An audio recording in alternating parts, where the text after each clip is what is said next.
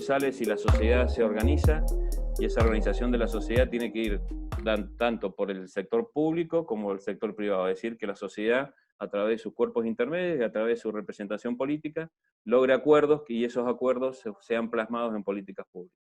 A eso nos hemos dedicado, nos dedicamos. Nos interesó mucho cuando nos hicieron la propuesta de juntarnos con ustedes a través de la familia Guido, que agradezco ahí, que son amigos también acá, que nos acompañan hoy en la provincia de Mendoza. Los veníamos siguiendo el año pasado o el anteaño, sé que su esposa estuvo en un congreso acá, Defensa de la Vida, se hicieron algunos contactos y bueno, a partir de eso los empezamos a seguir y a verlos siguiendo por las redes. Sé que ustedes, hay una de las preguntas que le van a hacer más tarde, que es el tema redes, seguramente lo vamos a charlar. Sé que ustedes, bueno, tienen algunos principios que son muy cercanos a los nuestros, así que, bueno, esta es la presentación del ITES, muchos jóvenes, usted verá, hoy día hay ya 50 personas conectadas, la mayoría son sub 30 o sub 35. Habemos algunos viejos también dando vuelta, pero somos los menos. Así que desde ya agradecidísimo por esta conversación. La dinámica de la reunión es que un poco lo que hemos estado charlando con Benjamín. La idea que usted nos cuente cómo se independizó, cómo largó su partido, bueno, cómo es la defensa de los valores, un poco lo que hemos titulado la charla es cómo construir un espacio político a través de valores, que creo que usted los representa, o por lo menos en su diario de su partido está. Después de su exposición hay dos moderadores, Cecilia Demianzuk y Ramiro Villafañe, que van a recolectar las preguntas que se están haciendo y se las van a transmitir. Y después les vamos a pedir a uno de nuestros amigos, Santiago Ver, que haga un pequeño cierre. Esa sería, digamos, la dinámica.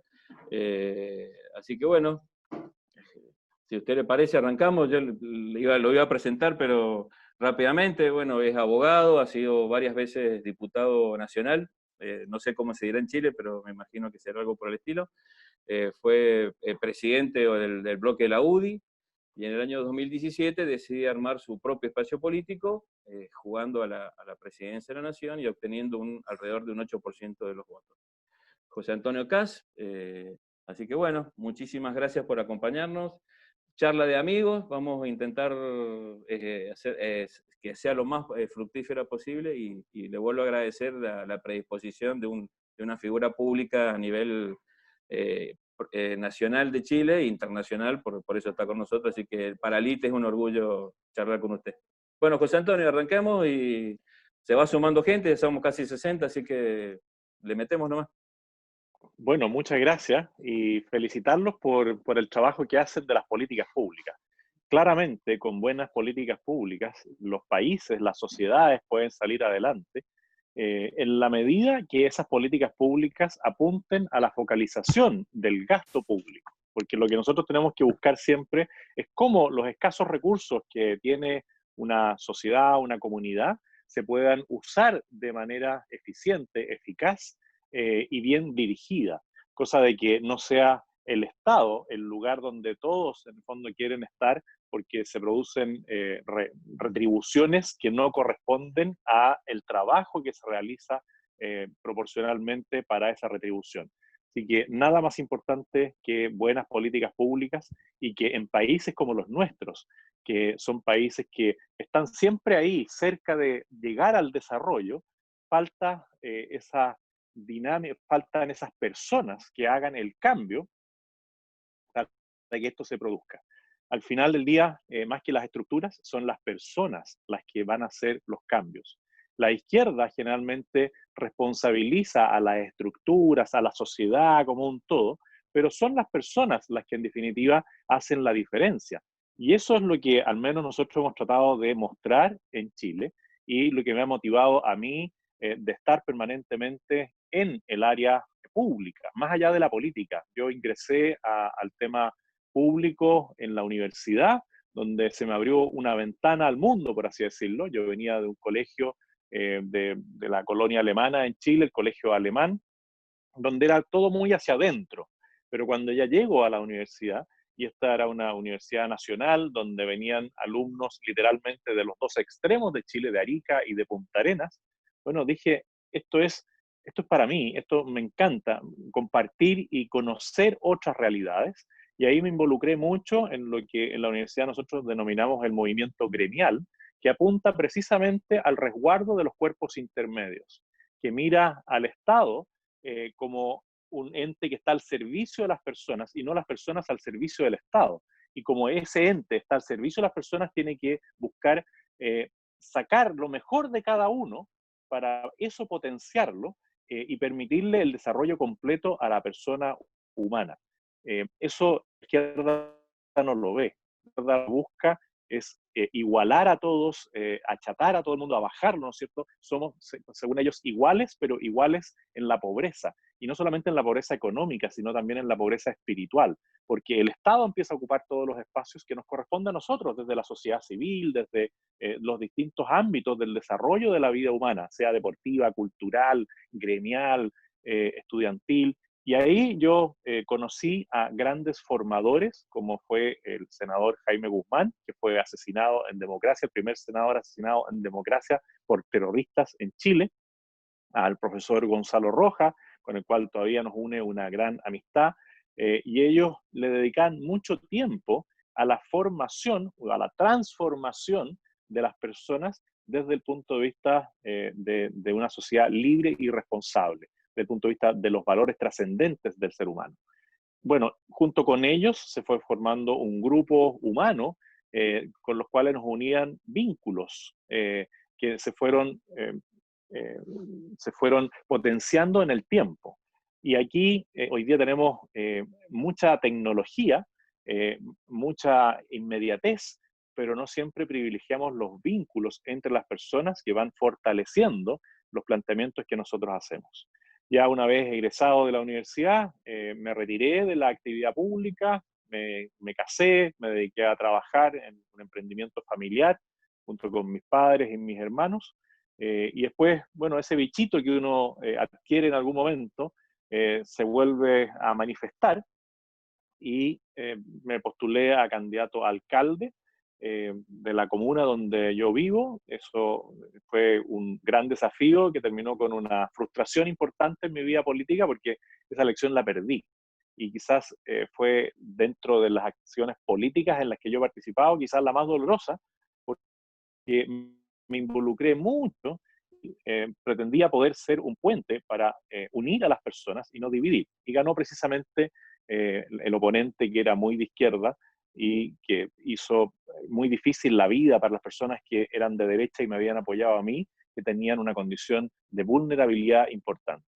Posteriormente a eso, como no salí electo alcalde, salí electo concejal, que es como el asesor, el consejo del alcalde, que no era para lo que yo me había postulado, pero asumí mi responsabilidad, estuve 4 años ahí y después ya me postulé a diputado, aquí se denomina diputado de la República, porque somos una sola nación, no tenemos el sistema federal que tienen ustedes, por lo tanto hay una sola Cámara de Diputados y un Senado nacional.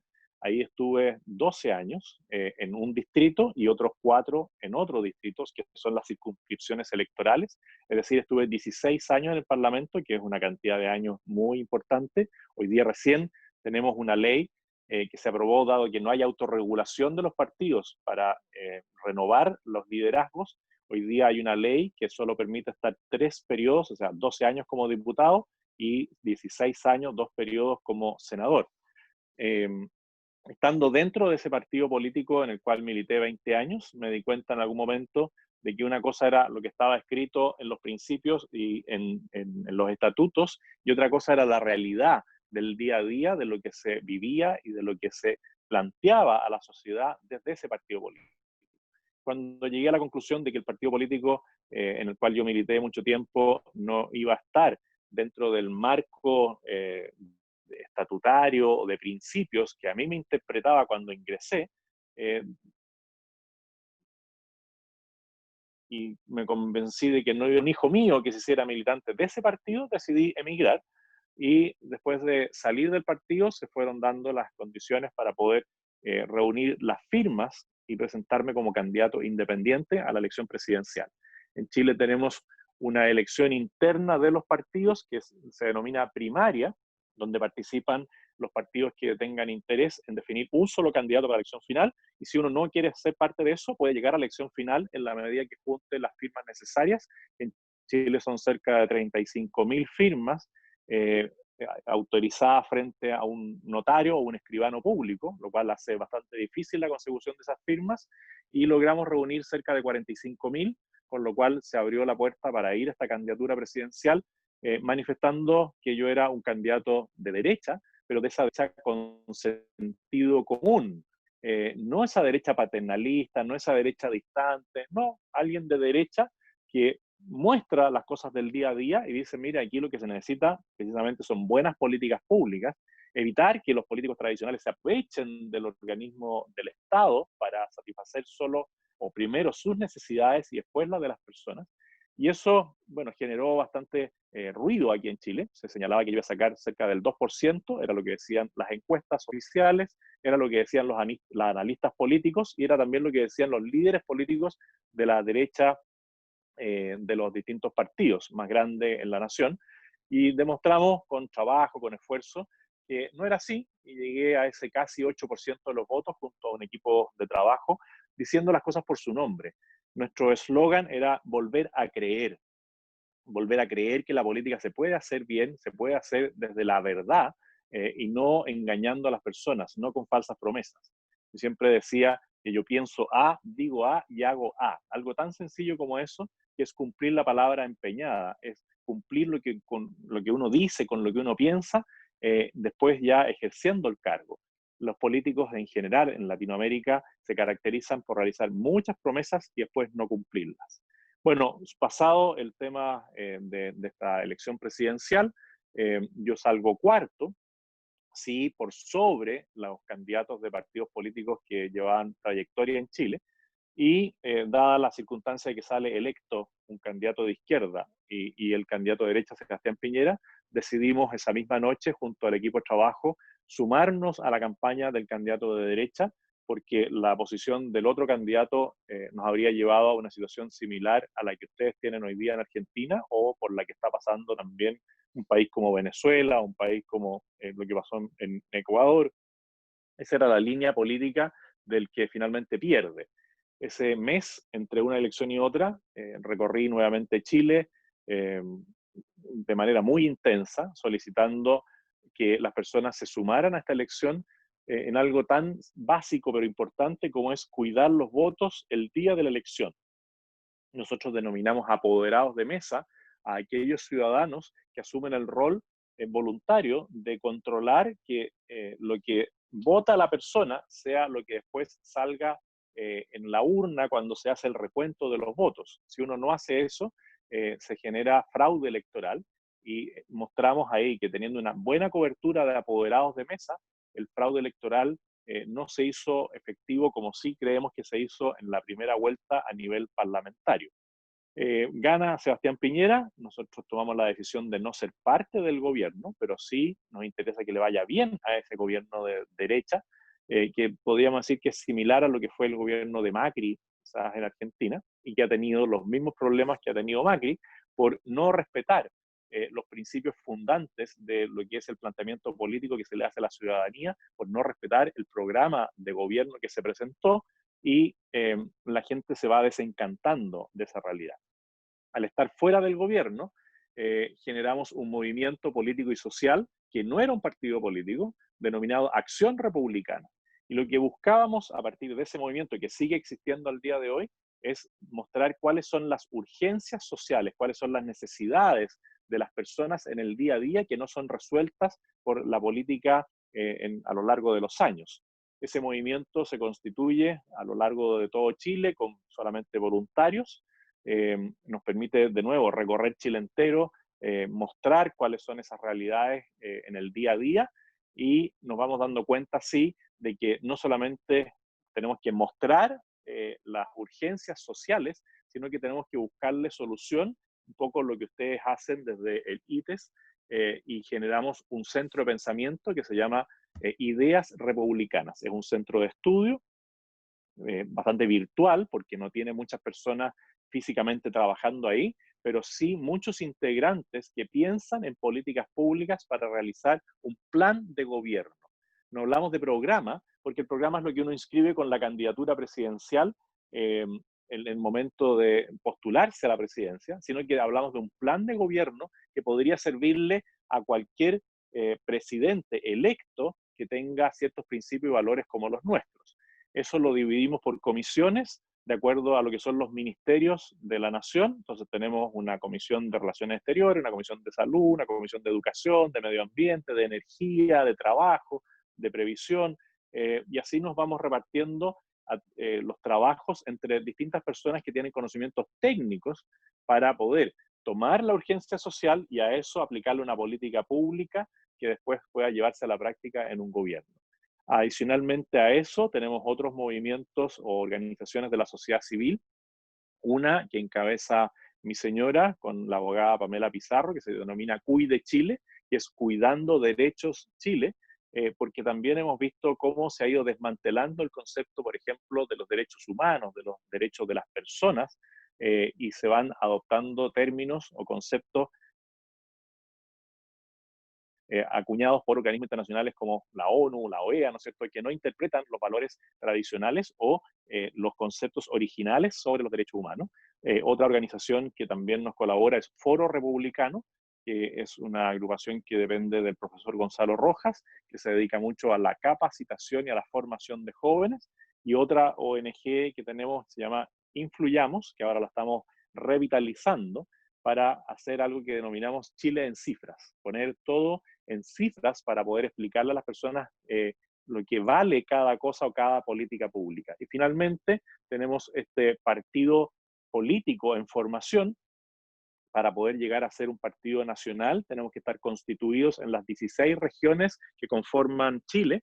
Hoy día estamos constituidos en 6 regiones oficialmente, próximos a estar en 8, y todavía nos quedan 8 más por completar con las firmas de militantes y poder acreditar que somos un partido nacional, lo cual nos permitiría el próximo año estar presentes una vez más en la elección presidencial, ahora ya no con una candidatura independiente, sino con un partido político formado. ¿Y el por qué formamos el partido? Porque inicialmente nos íbamos a quedar solamente con este movimiento, Acción Republicana, pensando que íbamos a poder influir en los distintos partidos políticos de derecha con políticas públicas, pero nos dimos cuenta de que finalmente cada partido eh, le da instrucciones a sus diputados y no permite que haya una mirada común en ciertos temas que para nosotros son fundamentales, como es, por ejemplo, la defensa de la familia, la defensa de la vida desde la concepción hasta la muerte natural, la defensa del concepto de propiedad privada, de libertad de enseñanza, de libertad de expresión, de libertad de reunión, de libertad de culto, que están muy cuestionados hoy día o están muy cambiados los conceptos. Por lo tanto, nos dimos cuenta de que si no levantábamos una opción política con representación parlamentaria, no íbamos a tener posibilidad de, en el foro legislativo, defender estos principios. Esa es nuestra meta ahora, conformarnos como partido y poder en las próximas elecciones llevar una plantilla de diputados y senadores que acompañen una candidatura presidencial y que conformen quizás, si es que se dan todas las cosas, un 10% del Parlamento Nacional y que a partir de ahí podamos defender nuestras ideas de políticas públicas. Eso es a grosso modo en lo que estamos.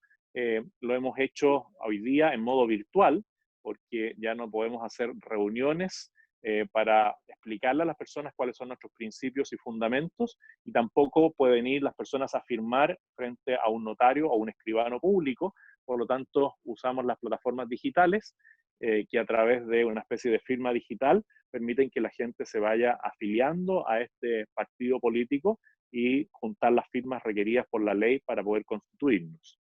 Eso es a grosso modo en lo que estamos hoy día. Bueno, muy claro, muy claro. Mira, te comentaba recién que nosotros estábamos trabajando con algunas instituciones a nivel nacional. Eh, bueno, ahí los saludos, ahí está Ángeles Rey de la Asociación Civil Concordia, ellos trabajan en la provincia de Buenos Aires. Y también está Rodrigo Aybar de la Fundación Contemporánea, que bueno, nosotros estamos empezando a hacer un trabajo en forma conjunta y esto nos daría un poco una proyección nacional. Un poco la dinámica que comentamos recién era, les pedimos que en el chat vayan poniendo las preguntas, ahí le voy a dar paso a Cecilia y a Ramiro para que arranquen ellos con las preguntas. Nosotros ya habíamos recolectado varias y te hago una que me parece que estaría bueno para empezar. Recién comentaste que ustedes dicen las cosas por su nombre, digamos, o llaman a las cosas por cómo son.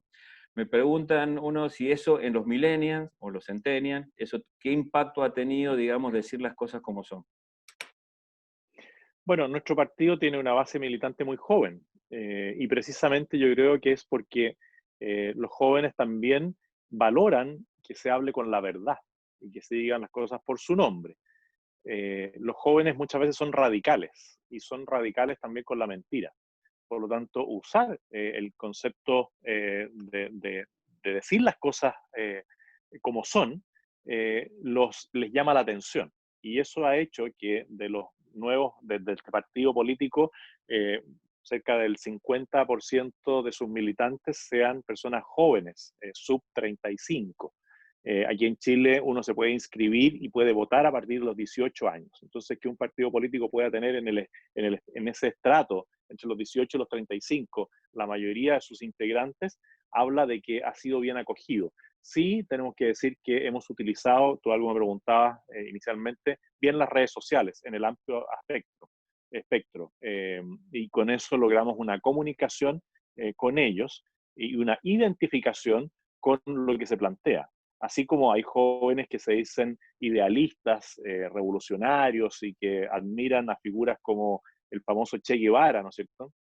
Que no tiene nada de admirable, pero no tiene nada de admirable para nosotros que hemos conocido su historia. Como la derecha o la gente de sentido común no ha sabido mostrar la verdadera o la verdadera vida del Che Guevara, se quedan con esa ilusión de que era un joven idealista revolucionario, que se da mucho en los jóvenes que buscan terminar con todas las injusticias sociales, pero no se dan cuenta que la izquierda precisamente genera más justicias sociales, más represión que lo que se plantea en esos bellos y hermosos discursos o en esas imágenes eh, así como la del Che Guevara. Por lo tanto, yo sí tengo la experiencia de que los jóvenes, cuando uno les habla con la verdad y con empatía, también logran encauzarse por este camino que finalmente termina llevando a las personas a desarrollarse plenamente.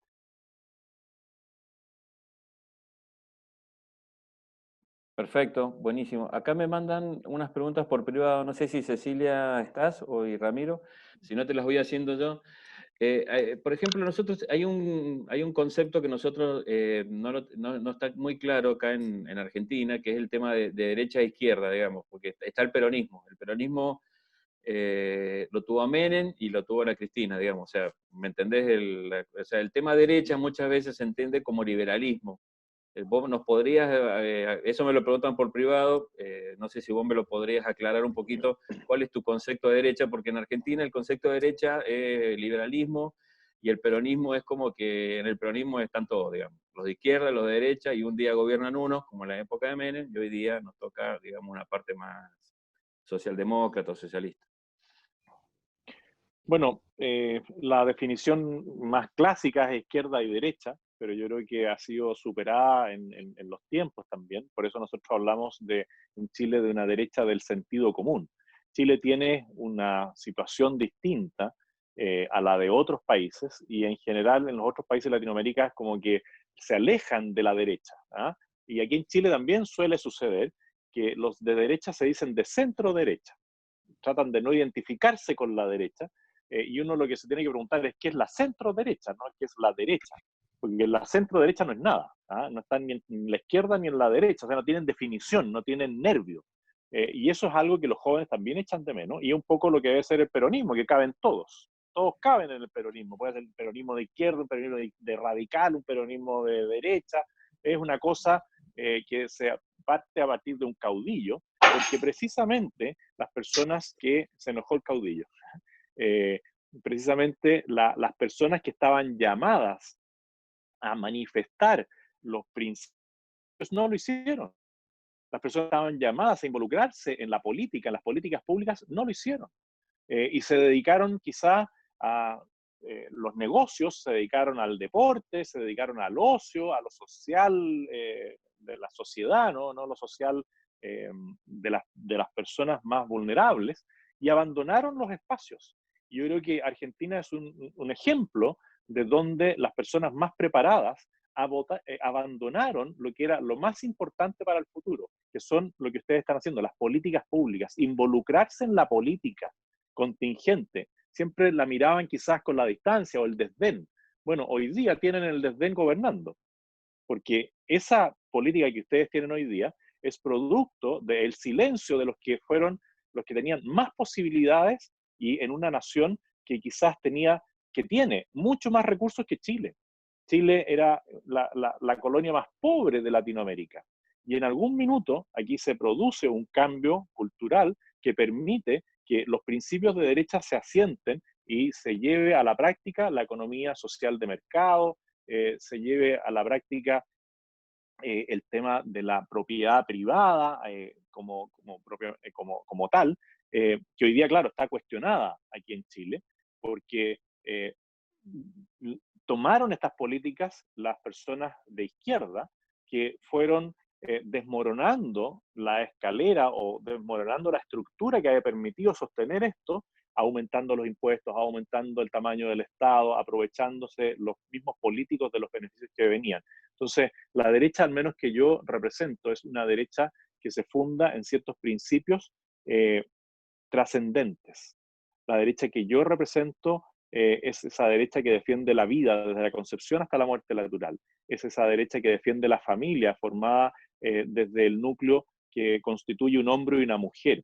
Es esa derecha que defiende la propiedad privada, el respeto a la autoridad, el Estado de Derecho, cumplir con las normas que están, que respeta la individualidad y por lo tanto respeta la libertad de enseñanza con distintos proyectos educativos, que respeta la libertad de expresión, más allá de que puedo no compartir lo que dice algún medio de comunicación, bueno, tiene derecho a expresarse en la medida que no atente contra la dignidad o contra el valor de la persona. No soy de esa derecha liberal que a lo mejor ustedes mencionan. Aquí tenemos una expresión de la derecha liberal en el partido Evópoli, que formó junto con otras personas un sobrino mío. O sea, hay dos castas en política que han generado partidos políticos. Uno, Felipe Kast, que genera el partido político Evópoli, que es esa derecha liberal que cree que el abortar es un derecho, que cree que la adopción es un derecho de los adultos y no un derecho de los niños a tener padre y madre, por lo tanto ellos son partidarios de la adopción homoparental, son partidarios de la eutanasia. Yo no soy de esa derecha liberal que ellos interpretan. Y creo que la sociedad, en su naturaleza, se ve mejor representada por nosotros, pero no hemos sido capaces quizás de explicar con la sencillez que hace la izquierda, resumiendo el concepto en un eslogan, en una frase muy básica, pero que ilusiona a las personas. Educación gratuita y de calidad, no sexista. Bueno, ¿quién no va a estar de acuerdo en que si uno pudiera tener todos los bienes necesarios como para suplir las necesidades más básicas de la persona, no dé educación gratuita y de calidad, y obviamente que no tiene que ser sexista, eso es obvio, pero ellos utilizan todos los conceptos para resumirlos ahí y nos dejan a nosotros como que fuéramos los misógenos, los racistas, los homofóbicos. No, nosotros somos personas que valoramos al otro en su dignidad. Pero esa es la derecha que yo diría que al menos nosotros desde el Partido Republicano tratamos de encarnar. Bueno, clarísimo, clarísimo lo que nos has contado. Te hago una acotación, fíjate hasta dónde coincidimos en lo que hemos charlado, que en este trabajo en conjunto que estamos haciendo con la Fundación Contemporánea y con la Fundación Concordia y el ITES, estamos intentando armar un espacio de noticias que se llama Con Sentido Común. Un poco lo que nos acabas de comentar vos, digamos, y que bueno, estamos haciendo las primeras incursiones. Me tienen que dar el 10% de las utilidades. Bueno. Juan José, ahora le voy a dar la palabra a José Antonio, perdón, la palabra a Cecilia y a Ramiro, que son ellos los que, bueno, ya en el chat hay muchas preguntas, te van a ir haciendo las preguntas y bueno, te vamos escuchando, así que me paso un poquito a segundo plano y lo dejo a ellos que son más jóvenes y que tienen más onda que yo. Buenas tardes, José. Mi nombre es Ramiro. Para todos, bienvenidos. No vamos a alargar mucho el tema porque ya Mauricio ha dado todas las introducciones y presentaciones formales, así que vamos a seguir nomás.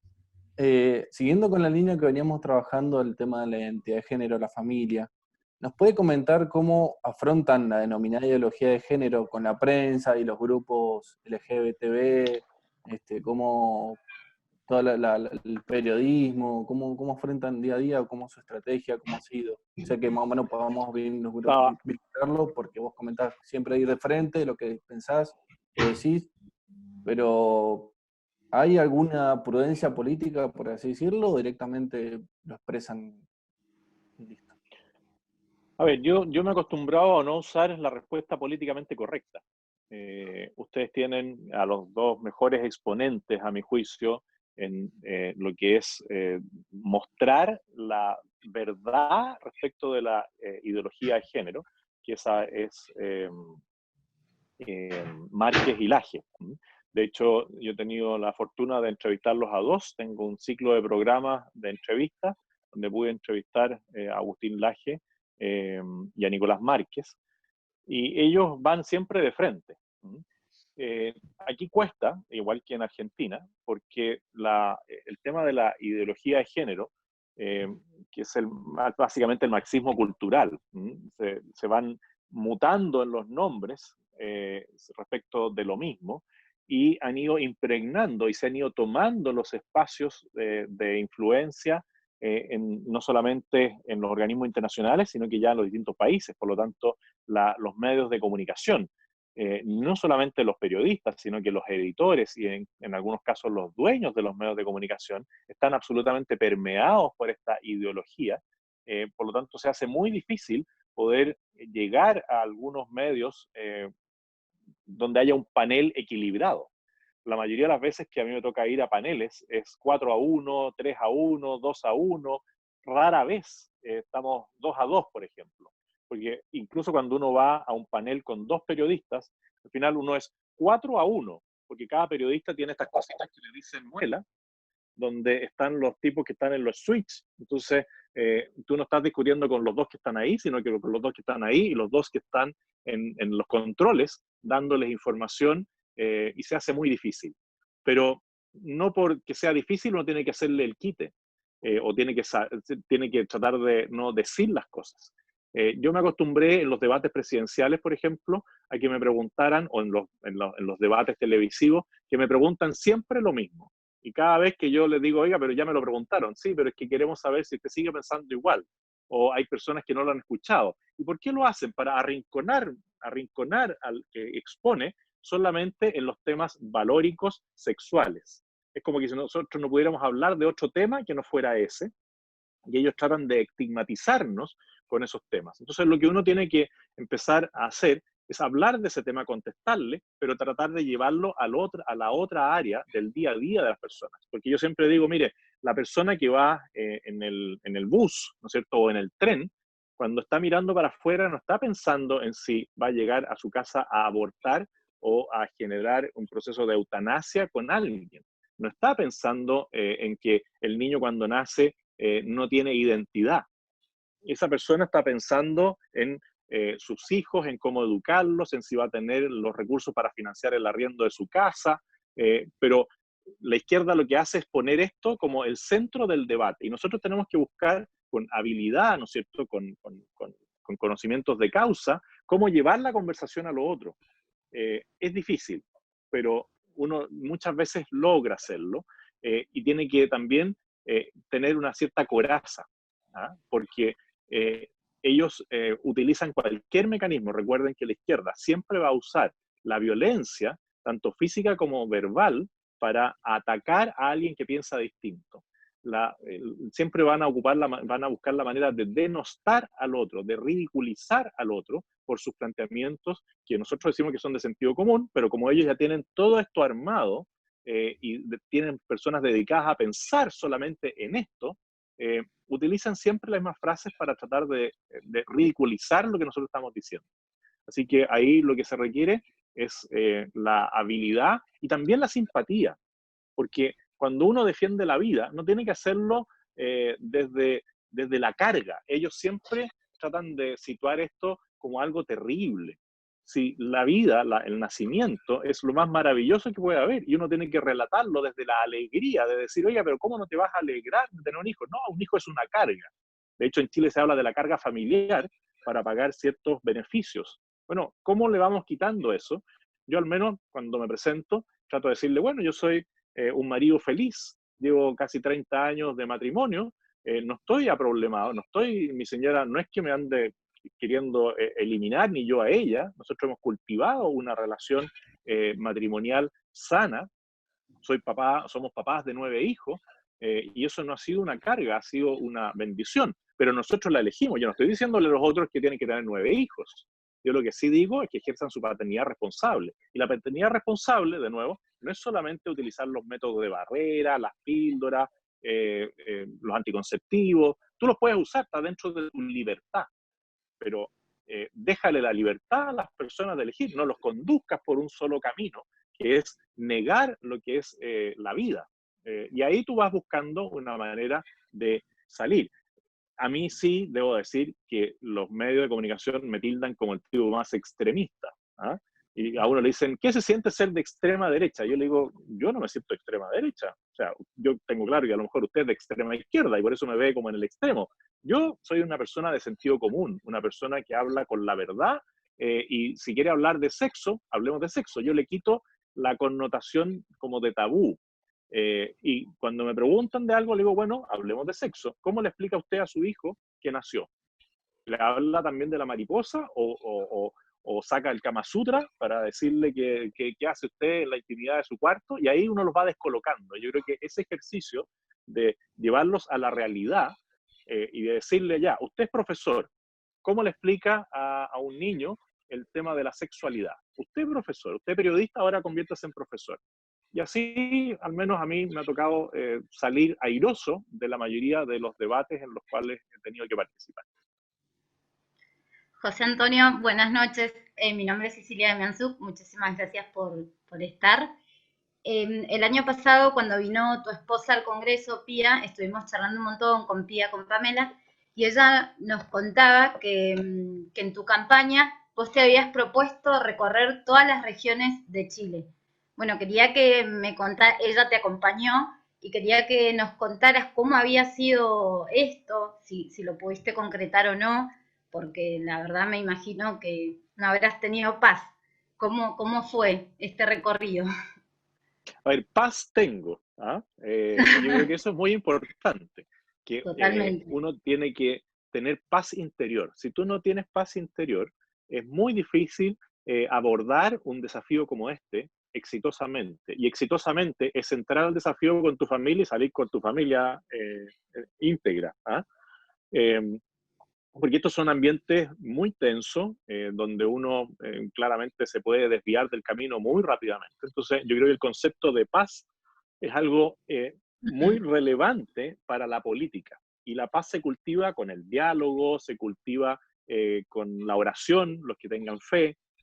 Cada uno tiene que buscar el camino para tener paz interior.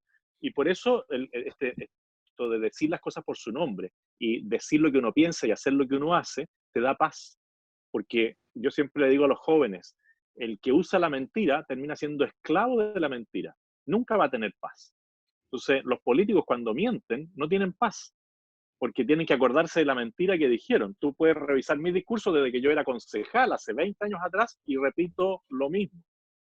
Entonces, eso te da tranquilidad para enfrentar cualquier debate. Y respecto de las campañas, sí son intensas, pero a mí al menos el contacto con la gente me gusta mucho.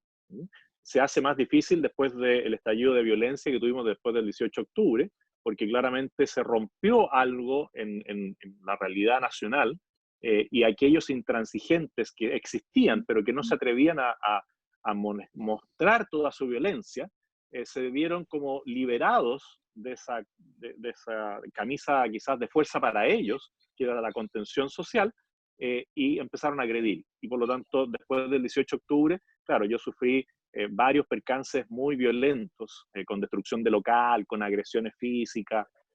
Fue una situación muy compleja. De hecho, antes de eso ya me había tocado, porque la izquierda no cambia, en esto no se equivoquen. Cuando hablan de la nueva izquierda y esta izquierda tolerante y respetuosa, mentira.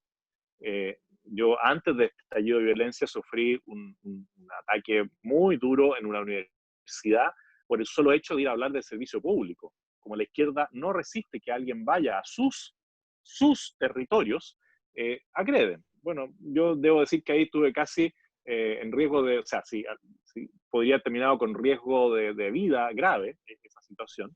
Y esa es la izquierda.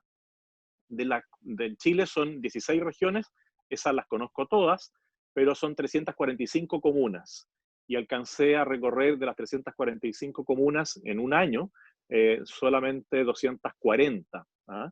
Porque se produjo esta situación de violencia extrema el 18 de octubre, que impidió los desplazamientos, como lo acostumbro a hacer en mi auto, y llegar a cualquier lugar y poder conversar como normalmente lo hacía con cualquier persona.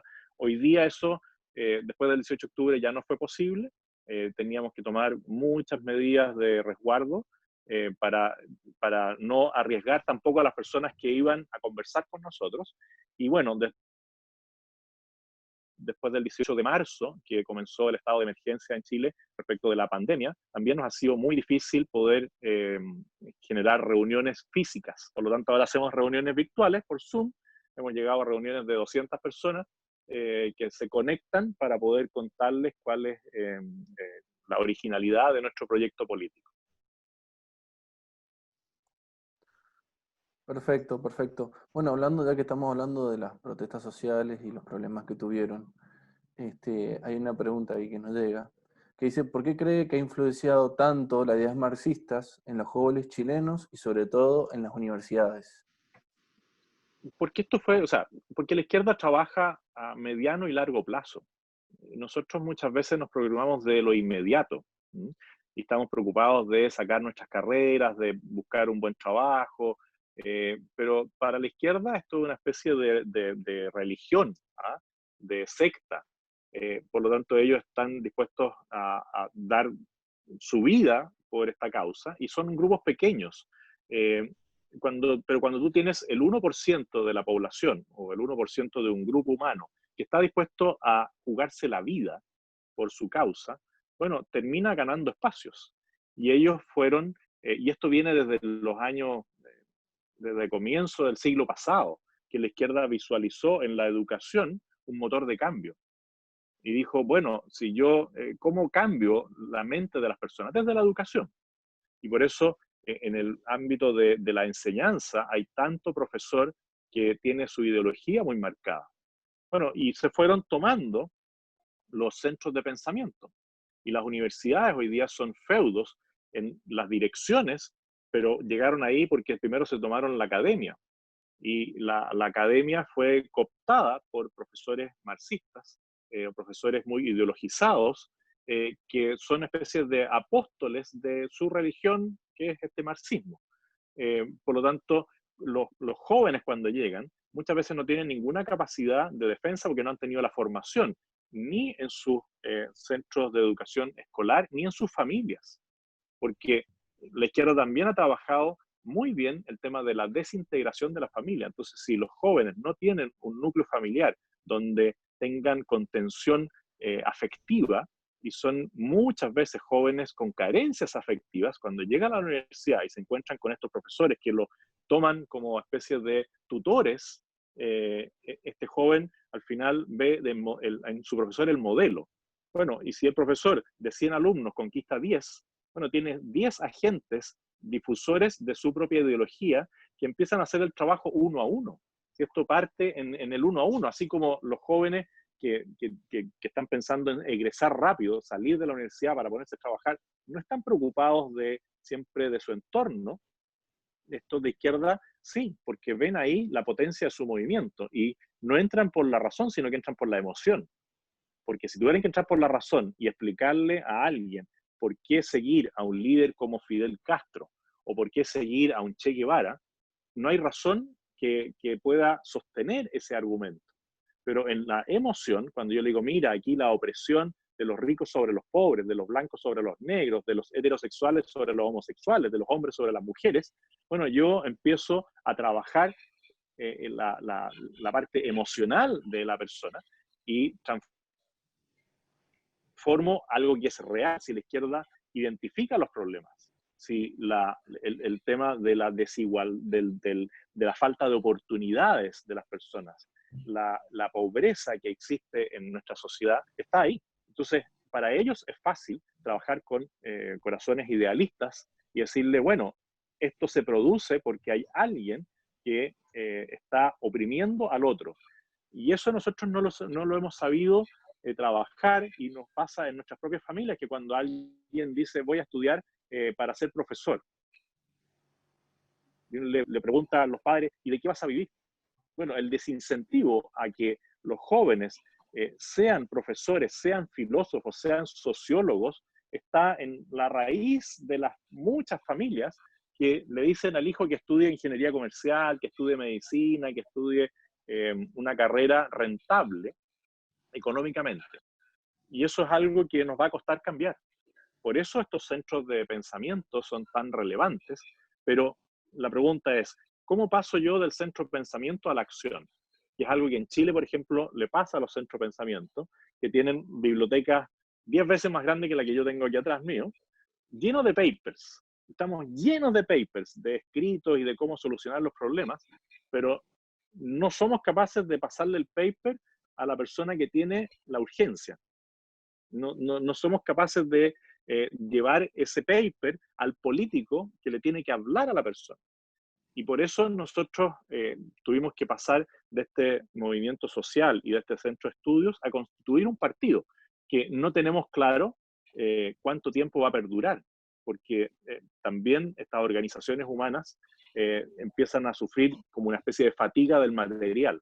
Y cuando ya no está el impulso de los que lo fundaron, muchas veces se viene abajo esto y vuelve al curso normal de la lucha por el poder, de los cargos, de utilizar esta estructura para fines más propios. Pero claramente la izquierda identificó la educación como un motor de cambio para lo que ellos quieren hacer realidad, que curiosamente, desde la academia no han dado solución a los problemas permanentes de las sociedades a nivel latinoamericano, que es el tema de la pobreza. Juan Antonio, otra pregunta que nos llega es que ¿cuál es la estrategia de ustedes en las redes sociales? ¿Sus mensajes son en positivo o simplemente dejan marcada la posición de ustedes? Depende. Como diría un abogado, yo estudié Derecho, hay que distinguir. Cada red social tiene un lenguaje distinto. O sea, si tú entras a mi Instagram, en mi Instagram yo comparto muchas de las actividades que yo hago en el día a día y trato de mostrar esa faceta mía que es la habitual en mí, de hacer cosas comunes y corrientes y que me alegro hacerlas. O sea, no sé, ahora que estamos en esta situación de pandemia, bueno, a mí me tocó asumir el tema del lavado y del doblado de la ropa. Entonces, yo pongo fotos ahí, por ejemplo, como imagínate una casa con, donde todavía hay 8 hijos, no, 7 ahora, más nosotros 2, o sea, imagina lo que es los calcetines de 10 personas, ¿ah? Y que se los cambian todos los días. Imagina la cantidad de calcetines. Entonces yo pongo todos los calcetines desplegados en una mesa y les digo, ¿alguien me puede explicar dónde quedan los calcetines perdidos? ¿Dónde están? ¿Ah? Es un misterio de la humanidad. Bueno, eso lo voy reflejando. O si estamos cocinando con la pía, lo mostramos ahí. Nosotros tenemos una institución matrimonial que nos ha salvado la vida matrimonial, que es el martes de pololeo. Hoy día es martes.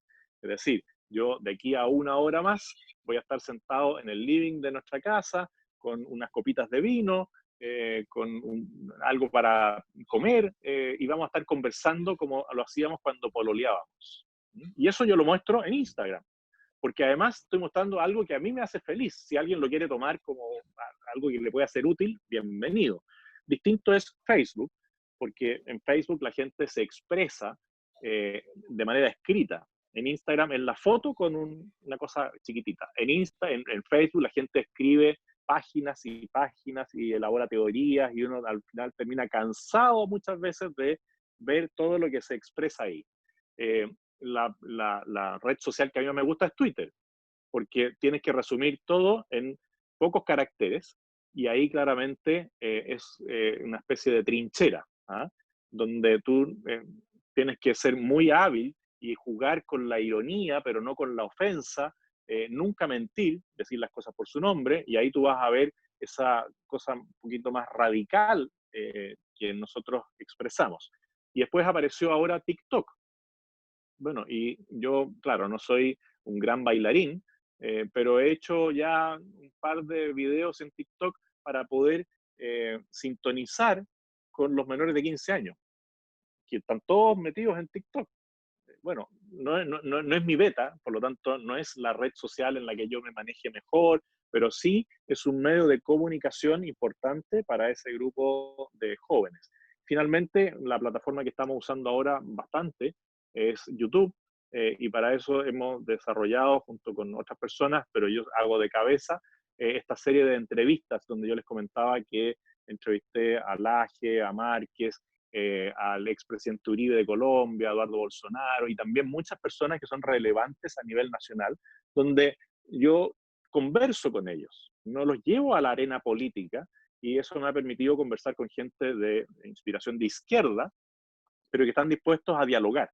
Y eso permite mostrar también una faceta distinta de alguien que es estigmatizado.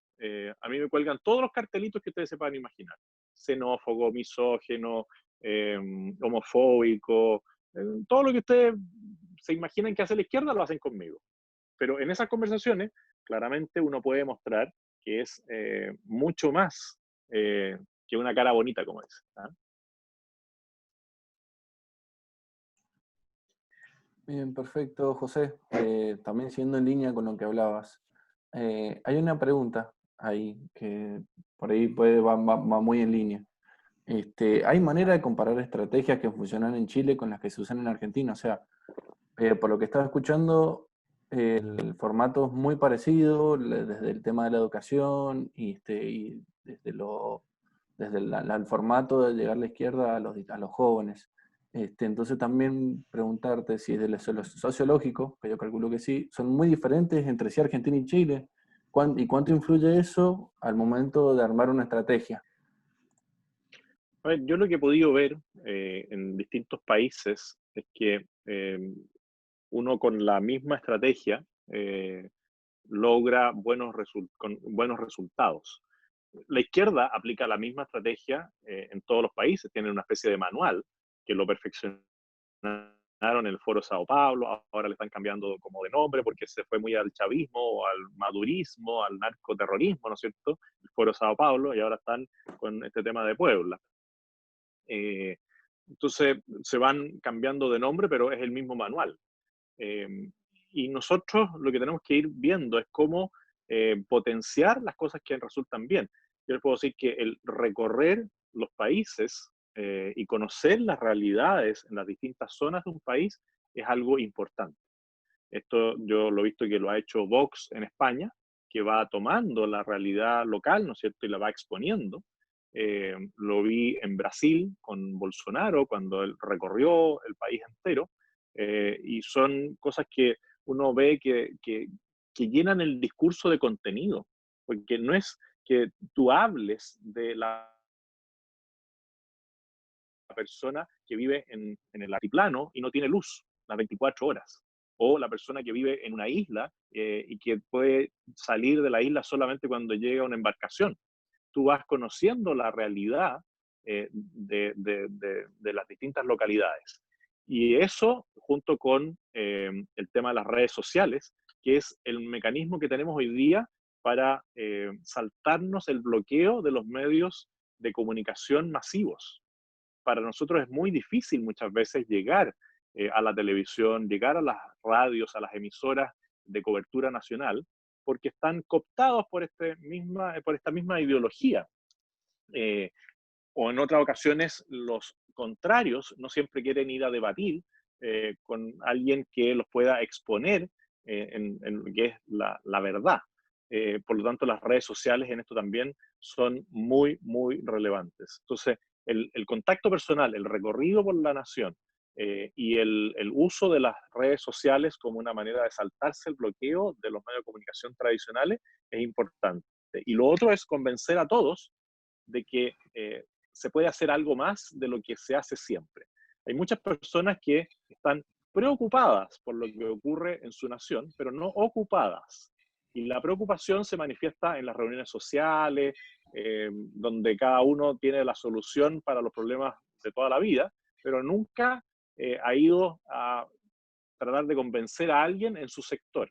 Nunca ha asumido el rol de dirigir un club deportivo, un centro cultural, ser delegado de curso en el curso de los hijos, asumir algún cargo de responsabilidad en lo social. Y eso también tenemos que convencer a las personas de que se empiecen a atrever y se atrevan también a levantar la voz. Hoy día hay muchas maneras de poder participar o interactuar con otras personas a través de las redes sociales, pero tenemos que perder el temor a hablar, temor a exponernos, temor a defender las cosas que creemos. José Antonio, con respecto a eso, otra pregunta dice, si usted fuera presidente de Chile, ¿cuál sería su política respecto a las minorías, al colectivo LGTB, a los pueblos originarios, a los separatistas, a los guerrilleros? Bueno, primero decir que estamos en una misma nación, ¿ah? Y que no corresponde que se nos empiece a dividir entre pueblos originarios y no, porque somos todos chilenos, en el caso de nosotros somos todos chilenos. Claro, tenemos pueblos originarios, tenemos que sentirnos orgullosos, ¿no es cierto?, de sus costumbres, sus culturas, pero tenemos una sola bandera, somos una sola nación. Por lo tanto, lo que tenemos que decir es que aquí no caben diferencias. Y lo mismo con otros grupos minoritarios. Nosotros tenemos que siempre respetar a las minorías, pero no tenemos por qué aceptar que las minorías impongan sus normas a la mayoría, que es lo que termina haciendo los grupos LGTBI. Si cuando llega el tema de la identidad de género y cambian las leyes, cambia la ley para todos los chilenos por darle una salida a un tema que es humano, que es social, no es legislativo. En Chile se llegó a una ley tan mala que cambia la partida de nacimiento. Es decir, una persona como yo podría dejarme barba, ¿no es cierto?, y vestirme como hombre, pero ir a mi partida de nacimiento y decir que soy mujer. Y se cambia un documento público que determina la fe pública desde el origen hasta ahora. O bien yo podría efectivamente no sé, figurar como mujer, ¿no es cierto?, y vestirme como mujer, operarme para tener atributos de mujer, ¿no es cierto?, pero engaño a la fe pública al cambiar mi partida de nacimiento. Entonces, nosotros lo que tenemos que tratar de decirle, mire, nosotros lo respetamos como persona, en su dignidad como persona, pero eso no quiere decir que toda la sociedad tenga que adecuarse a lo que ustedes están planteando. En el tema de la educación, o sea, aquí el tema de las ESI, de la educación sexual integral, es un tema al igual que en Argentina, y es al final una deformación de la persona, porque tú no puedes hipersexualizar a un niño de 3, de 4, de 5 años.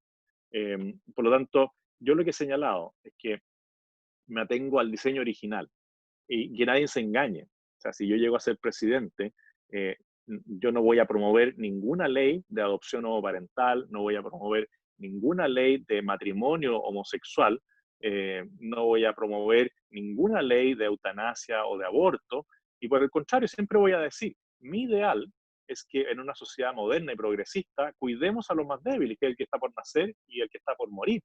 Hoy día, lamentablemente, en Chile la ley de aborto es una realidad, y yo trabajaré todo lo que pueda para poder mostrarle a la ciudadanía que ese no es el camino que tenemos que seguir. La manera de deshacer lo que se ha hecho es legislativamente, por eso se requiere además tener parlamentarios que tengan la convicción de que hay que hacer cambios. En el tema del terrorismo, ahí hay que aplicar todo el rigor de la ley. Con los terroristas uno no puede negociar. pero dentro del marco legal. Y el Estado de Derecho se resguarda con toda la fuerza social, legislativa y policial. Pero no es solamente el combate físico o policial o militar con el terrorismo. También los tienes que combatir con todas las leyes que tienes, con las leyes tributarias, las leyes medioambientales, todo lo que ellos infringen, porque los terroristas no tienen ley, entonces son capaces de usar el narcotráfico para financiar sus actividades. Y eso es ilegal. Son capaces de destruir el medio ambiente con tal de sacar adelante su ideología, o sea, su forma de violencia. Por lo tanto, en todos los aspectos legales tú les tienes que caer encima. Y también en el tema social, porque los terroristas muchas veces se amparan en los lugares más vulnerables y tratan de conquistar a otras personas vulnerables para su gestión. Pero ahí tienes, por ejemplo, Colombia, que en el llamado al plebiscito por la paz, ganó el no a la paz. Y precisamente el no a la paz ganó en territorios dominados por las FARC, porque las personas naturalmente quieren paz, quieren libertad, quieren poder desplazarse libremente y el terrorismo lo impide. Y aquí en Chile nosotros tenemos focos de terrorismo en la región de la Araucanía y Arauco, que se aprovechan de lo que ellos denominan la causa mapuche, que es la causa de los pueblos originarios. Y curiosamente, en esas zonas, Sebastián Piñera, presidente en ejercicio, sacó el 65% de los votos, porque las mismas personas que le sirven de argumento a los terroristas para decir que defienden su causa, no quieren terrorismo, quieren paz, quieren progreso, quieren emprender. Por lo tanto, al terrorismo hay que combatirlo con la fuerza de la ley y realizando todas las colaboraciones internacionales también para cortar no solamente los actos terroristas, sino la red de financiamiento de los terroristas. Perfecto, José. Y bueno, muy en línea ahí tenemos un ejemplo muy parecido también de trabajo político del lado de la derecha, por así decirlo. También tenemos nuestro representante Juan José Gómez Centurión. Queríamos saber si tiene, ya sé si ha estado en contacto con él o si tiene contacto con algún otro partido político acá en Argentina. No hemos profundizado las relaciones políticas todavía con Argentina. A mí me ha tocado participar en algunos foros, tengo algunos amigos en Paraguay, tengo algunos amigos en Brasil, que son políticos diputados o senadores. También en Colombia conozco algunos, en Ecuador, en Perú, pero en Argentina no hemos profundizado el tema de las relaciones políticas, pero feliz de poder hacerlo, así que si ustedes me indican, lo tuvimos cuando generamos un movimiento desde Chile, que era el grupo de parlamentarios por la vida y la familia. Estaba la senadora Negroni, que era senadora por la provincia era senadora nacional, creo que era por Mendoza. De San Luis, Negri de Alonso. De San Luis creo claro, que era. Claro, con ella generamos algún tipo de trabajo en conjunto en la defensa de los valores de la vida y la familia.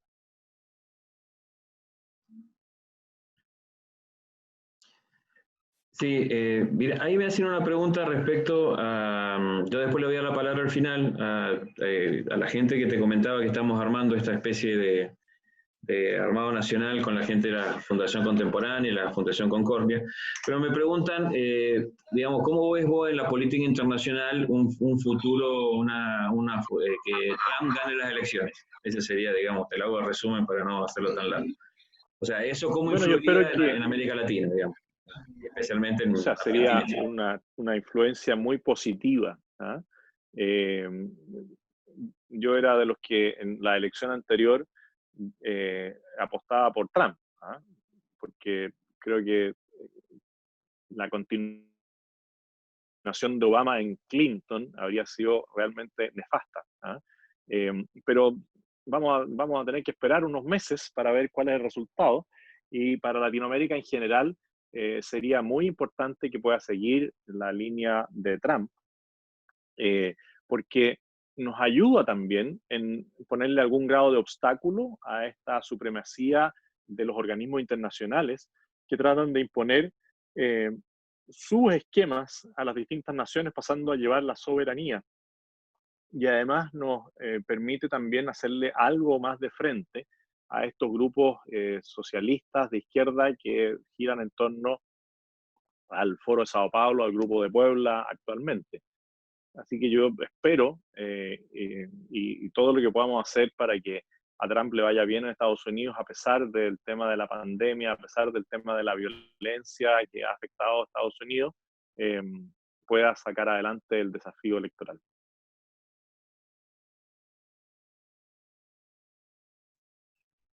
Bueno, ahí me conecto. Bueno, la verdad que muchísimas gracias. Queremos ser respetuosos de los tiempos también. Sabemos que sos una persona muy ocupada y disculpame que te tutee, pero bueno. Encantado. Bueno, pues, estamos acostumbrados por ahí, somos así de confianzudos, digamos. Pues, la verdad que muchísimas gracias. Yo le pediría a Rodrigo Aybar y a Ángeles Rey, si quieren decir 2 palabras muy cortitas, que te cuenten un poquito en qué están ellos, para que vos sepas, y después Santiago Ver va a hacer el cierre. La verdad que un lujo, te hemos escuchado, la mayoría de las preguntas se te hicieron, no queremos alargarlo, si ha quedado alguna, te la vamos a hacer llegar con Benjamín, y bueno, y desde ya comprometerte para en unos meses volver a juntarnos, volver a charlar. Nosotros entendemos de que la política se construye, como vos lo has planteado, desde los valores, desde los principios, desde las cosas claras. Por eso también quisimos, desde la juventud, por ahí tenemos que tener un discurso que entusiasme a los jóvenes y nos cuesta, y quizás no le encontramos la vuelta porque no somos lo suficientemente claros en lo que pensamos. Este idealismo que vos planteás respecto al Che Guevara es un poco lo que nosotros lo vivimos acá en la Argentina, digamos, hay un gran profesor argentino, mendocino, Díaz Araujo, que ha escrito ya, ha contado la verdad en varios tomos, te los vamos a hacer llegar a través de Benjamín, digamos, la historia del Che Guevara, desde un chico rico hasta que se convirtió en un guerrillero que mataba homosexuales, que son, digamos, sus grandes crímenes ocultos que no se cuentan, en función de una historia oficial que muchas veces nos venden a los latinoamericanos, a los argentinos, bueno, a los chilenos. Entonces, un chico de la quinta región o de un lugar rico de Chile anda con una remera del Che Guevara sin saber lo que representó, digamos, el Che Guevara, que si tuvieran el poder les prepararía su propiedad privada, digamos, que es un poco lo que vos manifestaste defendiendo. No sé si Rodrigo y Ángeles quieren decir unas palabras muy cortitas, y si no le damos a Santiago Ver que haga el cierre. Agradecidísimos por la conversación con vos, así que bueno, los dejo a ellos para cerrar y bueno, nada más por bueno. Gracias, Mauricio. Breve lo mío. Primero, José Antonio, gracias también. Es un lujo escucharte. Te cuento que te he seguido mucho por las redes y también soy de poner YouTube, de pronto así, yo navego bastante en YouTube, sobre todo a la noche, ahí cuando estoy en la tranquilidad, están todos los chicos dormidos, mi mujer dormida, todo dormido, y suelo muchas veces poner tu nombre y verte en algunos debates, por ahí viejos, ¿no? Pero, o de algunos años atrás, o algún tiempo atrás, porque verdaderamente sos una persona que me parece que sos muy claro en los conceptos, y además no solamente sos claro, sino que no hablas como profesor, sino que hablas a la gente. Y eso para mí es clave también, quienes estamos en política, no hablar desde un estrado, dando una cátedra, sino hablando al corazón de la gente. Y eso se nota cuando se encarnan los valores de los que uno habla. Cuando no se encarnan, se nota, ¿no? Y cuando uno los hace vida también. Y yo creo que sos una persona en ese sentido que lo encarnás. Sin conocerte personalmente, eso es lo que transmitís. Así que te agradezco y es muy bueno poder estar hoy acá con vos. Yo hice justo el comentario de la pregunta sobre Trump, porque en realidad, y esto es la única reflexión que dejó, a mí lo que yo hoy siento, me parece que está pasando, no es solamente una cuestión electoral. No estamos debatiendo si gana la derecha, la izquierda, un partido u otro, sino que verdaderamente pareciera que hoy están en debate los fundamentos de lo que nosotros conocemos como el Estado-Nación occidental, o del desarrollo de este Occidente, de esta democracia occidental y con todos los valores que conllevan, ¿no? Entonces me parece que incluso la elección de Trump, si bien si llega a reelegir va a ser algo muy bueno, aún así me parece que hoy se están debatiendo casi posiciones que se anulan una a otra. Es muy difícil imaginarse, digo, en democracia, una democracia que funciona como es, ganan las mayorías y bueno, y con respeto a las minorías podemos seguir adelante, ¿no? Y ahí se buscan los consensos y se cede y demás. Hoy me parece que lo que está en pugna son los fundamentos de nuestra sociedad. Entonces, no sé hasta dónde hay lugar para consensos, ¿no? Cuando uno, digo, si yo me pongo a debatir con mi mujer, le digo esta noche, che, debatamos el tema de la fidelidad. Estoy poniendo en duda mi familia, mi matrimonio, no estoy hablando de debatamos una idea y lleguemos a un consenso. Entonces, lo mismo pasa con el aborto, ¿no? Cuando digo, yo no veo posibilidad de consenso en esos debates, termina ganando el más fuerte, porque ¿qué va a consensuar una? Si son 12 semanas, 40 semanas, ¿cuál es la semana? ¿Sí? Cualquier consenso sería arbitrario, ¿no? Entonces, bueno, no me quiero extender más, me parece que hoy estamos de verdad en algo, nada, que es un cambio de época muy fuerte, muy radical, que va mucho más allá de una elección en la que si ganan derechas o izquierdas, ¿no? Eso simplemente. Bueno, y de vuelta, muchas gracias Mauricio y a todos los chicos, satélites y demás por la invitación, y gracias José Antonio también por estar hoy acá. Y un abrazo desde Buenos Aires. Gracias a ti, Rodrigo, y solo un comentario. Tienes toda la razón de que estamos en un cambio de era y que se están jugando las bases fundamentales de lo que es la sociedad occidental, de esta sociedad libre y responsable. El drama es que si pierde Trump, por así decirlo, se acelera y mucho la descomposición de esta situación. Y nosotros en Latinoamérica, como tenemos algunas democracias que hemos recuperado la democracia, porque lo del PT en Brasil, lo de los Kirchner en Argentina no es democracia. Lo de Correa en Ecuador no es democracia. Lo de Morales en Bolivia no es democracia, y lo de Maduro en Colombia no es democracia. Por lo tanto, si pierde Trump en Estados Unidos, estas no democracias van a seguir creciendo, porque ellos no interpretan la democracia como nosotros. Nosotros sí somos capaces de respetar a las minorías, pero no. Entonces, por eso yo en eso, claro, tú tienes razón en el fundamento más sólido, y yo quizás me fui muy a lo pragmático, pero comparto plenamente lo que tú dices.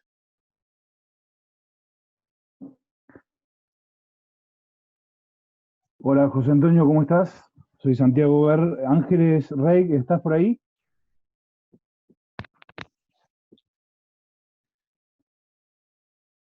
No, tiempo a ver si no, sí. No, quedó que no hablaba. Perdón, estoy acá, sí estoy, pero estoy en familia numerosa en cuarentena, puedo escuchar en este momento nada más, es todo lo que puedo hacer.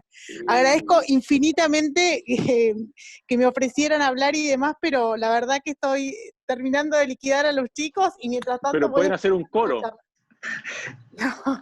Sí, más o menos, pero no puedo ni prender la cámara, así que imagínense. Pero un placer haberlos escuchado. Sigo acá en silencio. Gracias, Ángeles. Bueno, José Antonio, me toca el cierre. De nuevo agradecerle al equipo, agradecerle a Pía también, seguramente estará también ocupada.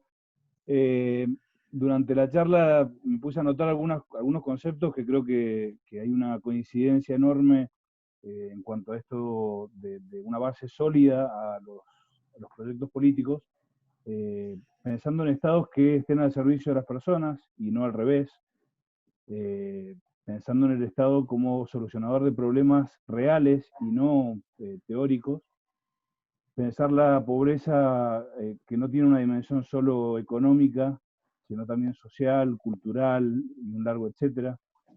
El hecho de fortalecer los vínculos como una base sólida para la construcción política. Mencionaste también la vocación por unir a las personas y no dividir. Un poco también Rocco lo traía a colación recién con su comentario. También mencionaste al pasar una vocación por unir pares de calcetines o de medias.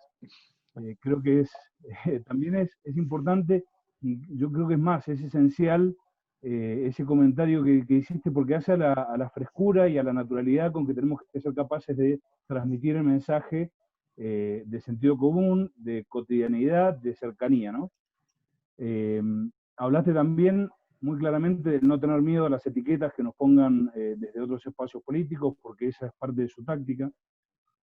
En fin, hay una enumeración enorme de coincidencias. Creo que hay mucho para construir, un desafío muy grande para que el sentido común vuelva a la palestra pública.